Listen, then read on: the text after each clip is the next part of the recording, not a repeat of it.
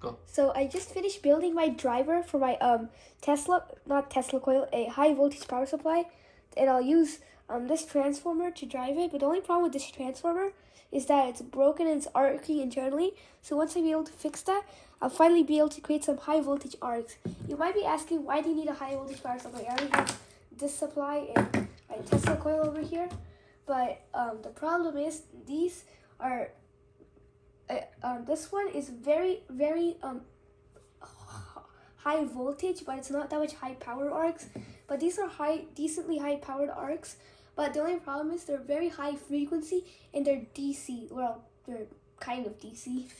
And but these arcs should be AC, which means I can drive voltage multipliers.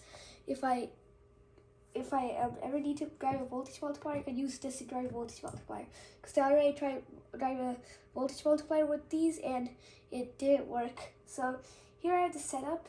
So the setup is this 5 for 5 timer here, and I'm controlling it through this little potentiometer, this little capacitor, this little battery powering it, because my Tesla coil has to go into the relay here, and I had to make it low frequency so my relay can switch on and off good enough.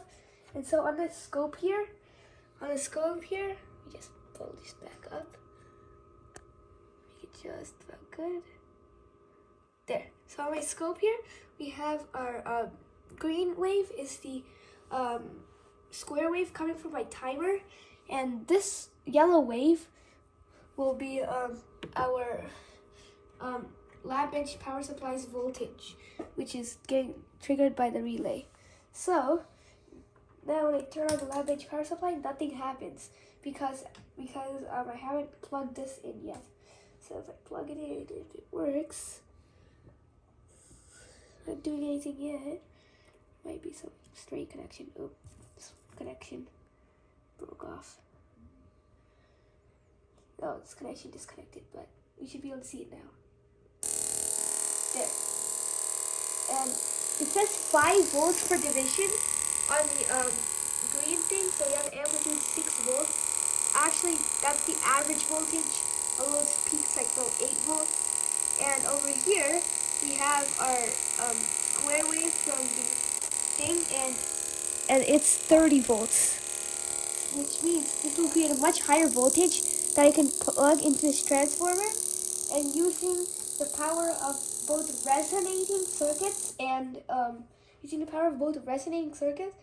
the fact that like when you push current into an inductor and you disconnect it really quickly, it creates a high voltage spike.